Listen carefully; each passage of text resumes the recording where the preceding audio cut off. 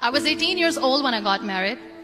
I belonged to a very conservative family, a Baloch family, where good daughters never say no to their parents. My father wanted me to get married, and all I said was, if that makes you happy, I'll say yes. And of course, it was never a happy marriage. Just about after 2 years of getting married, about 9 years ago, I met a car accident. Somehow my husband fell asleep and the car fell in the ditch. He managed to jump out, saved himself. I'm happy for him. But I stayed inside the car and I sustained a lot of injuries. The list is a bit long. Radius ulna of my right arm were fractured. The wrist was fractured. Shoulder bone and collarbone were fractured. My whole rib cage got fractured. But that injury that changed me and my life completely was the spine injury. Many people came to rescue. They gave me CPR. They dragged me out of the car. And while they were dragging me out, I got the complete transection of my spinal cord. Those 2.5 months in the hospital were dreadful. I was at the verge of despair.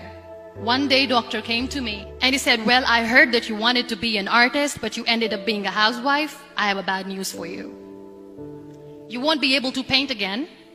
Next day, doctor came to me and said, your spine injury is so bad, you won't be able to walk again.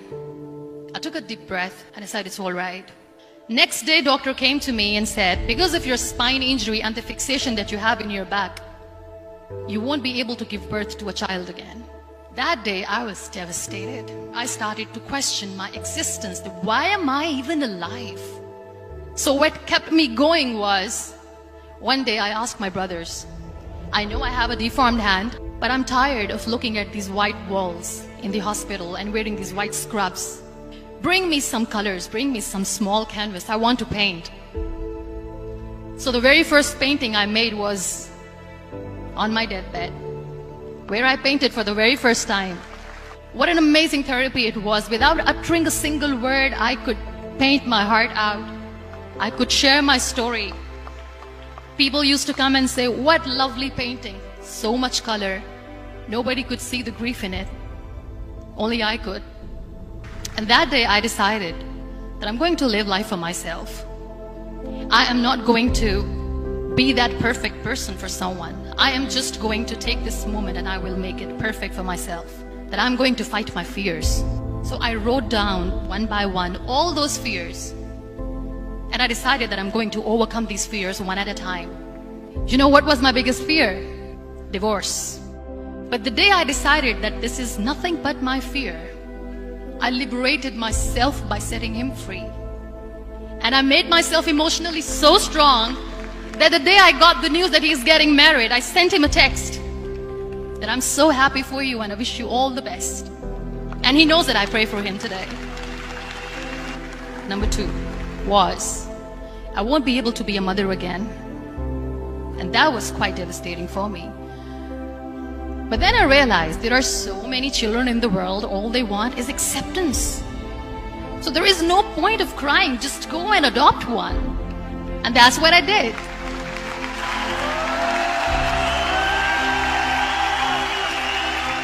I gave my name in different organizations, different orphanages, and I waited patiently. 2 years later, I got this call from a very small city in Pakistan. I got a call and they said, are you Muniba Mazari? There is a baby boy and would you like to adopt? I could literally feel the labor pain. I said, yes, yes, I am going to adopt him. I am coming to take him home. And that day, I was 2 days old and today he's 6. You know, when you end up being on the wheelchair, what's the most painful thing? People think that they will not be accepted by the people because we, in the world of perfect people, are imperfects. So I decided to appear more in public. I started to paint. I have done a lot of modeling campaigns. I decided that I'm going to join the national TV of Pakistan as an anchor person. I became the National Goodwill Ambassador for UN Women Pakistan, and now I speak for the rights of women, children. I was featured in BBC 100 Women for 2015. I'm one of the Forbes 30 under 30 for 2016. So when you accept yourself the way you are, the world recognizes you. It all starts from within. We have this amazing fantasy about life. This is how things should work. This is my plan. It should go as per my plan. If that doesn't happen, we give up. I never wanted to be on the wheelchair. Never thought of being on the wheelchair. This life is a test and a trial, and tests are never supposed to be easy. So when you're expecting ease from life, and life gives you lemons, then you make the lemonade, and then do not blame life for that. It is okay to be scared. It is okay to cry. Everything is okay, but giving up should not be an option. They always say that failure is not an option. Failure should be an option, because when you fail, you get up, and then you fail, and then you get up, and that keeps you going. Embrace each and every breath that you are taking. Celebrate your life. Live it. Don't die before your death. Real happiness lies in gratitude. So be grateful, be alive, and live every moment.